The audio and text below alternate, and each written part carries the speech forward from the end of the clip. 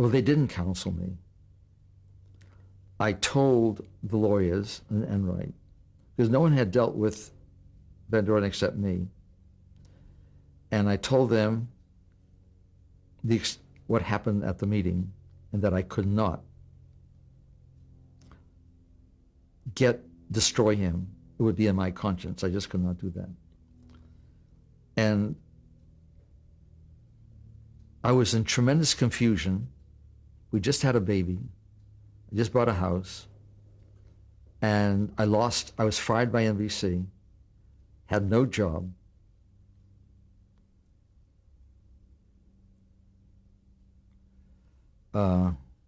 And I was totally ignorant of what one does, because I didn't understand what a grand jury's function was. I didn't know how to answer or what to say, and I asked the lawyers, and they said, and I told them that I could not tell the truth about Van Doren. Instead of lawyers saying to me, well, you know something, maybe you should not be in town. Maybe you should leave and visit your grandmother. I didn't know how to answer questions. I didn't realize that there were ways of protecting oneself, such as saying, well, to the best of my recollection, I don't remember, I forget. These are any experienced lawyer would prepare his client for this procedure. And after all these years, it just appears to me that I was set up. They knew I was going to be indicted for perjury, because I told them that there's no other way. I'm not going to tell them and reveal the name of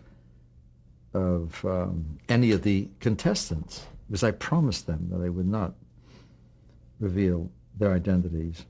And to understand that these contestants were professional people, because of the vast amount of publicity, it could destroy them. And it was in a situation that was out of everybody's control. And, so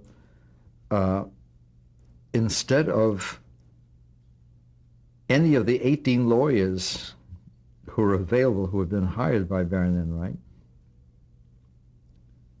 I was not given any help, and it was done very quickly because they could have postponed it.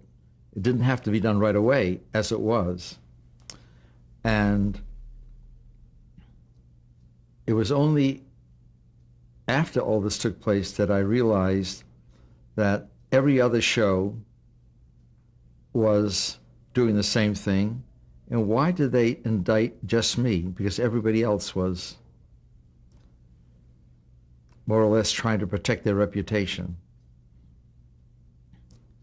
And why didn't they bring in my boss, Enright, or the Robert Noah, who was the executive producer? And to tell you that I was in a state of shock, and I didn't know what to do, and I then, by rote, when I went into the office of Joe Stone and his deputy, Donnelly, it was the first time in my life that I had felt so vulnerable, that I was with a police state. It didn't seem like a democracy. This was a horror. The way they questioned me, and before I appeared in the grand jury, and when I asked them, did I do anything illegal, they wouldn't answer. The only thing that was done illegal was lying before the grand jury. No, this is before I went to grand jury. No, I'm saying my meeting with them before I went to grand jury. When you went to see them, they already knew about Snodgrass, that Snodgrass had said the show was fixed. Yeah. So when you went in there and said the show wasn't fixed... No. When they said to me, they asked me some. That's true. They asked me some questions, and I yes, that's right. They said, did you give questions and so forth? And I was very bright. I said no. And so they knew that that was not true. At that time, I went in right Right. with Snodgrass. And do you feel that Enright and Barry were hoping that you would get indicted and that would save the company because they would not get touched? At that time? Yes.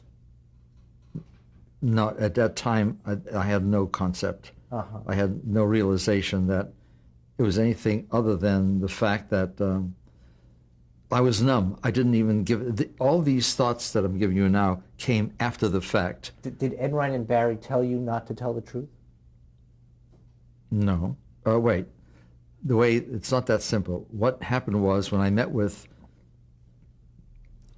Enright but Barry stayed out of it. Enright. I told him of my meeting with Van Doren.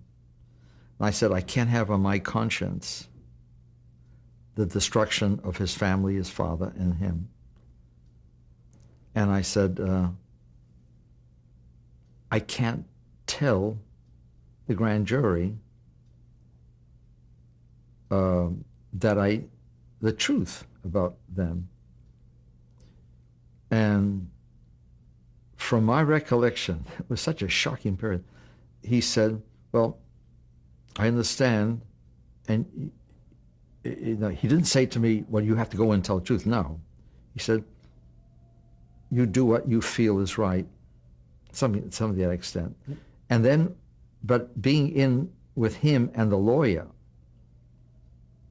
by the lawyers not advising me in any way, they said, they were quite silent.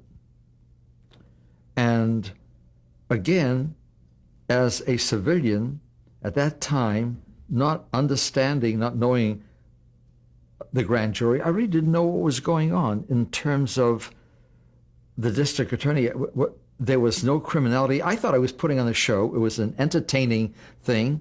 And then meeting Joe Stone and Donnelly, they made me feel like I was a criminal, and it just didn't sit right with me. Did NBC's attorneys advise you in any way? Were they in on any of these discussions? A representative of NBC or their attorney? No, but you bring up NBC, that's interesting. My impression of my meetings with Joe Stone was he specifically asked me about my relationship with NBC. Who at NBC knew? Could I give him some names? Could I get him the names of the people at the advertising agencies and my sponsor? And I recall how angry he got when I said I professed I couldn't give him any names. You know? And I remember how angry he got with me, telling me that I'm trying to protect them, and and that I will get into trouble trying to protect them. He said he couldn't understand, why am I trying to protect them? And I may have said something stupidly, inadvertently. I said, by saying that I didn't feel that I wanted to cooperate with an investigation which I thought was a publicity stunt, that type of thing. I said it, and I may have antagonized him.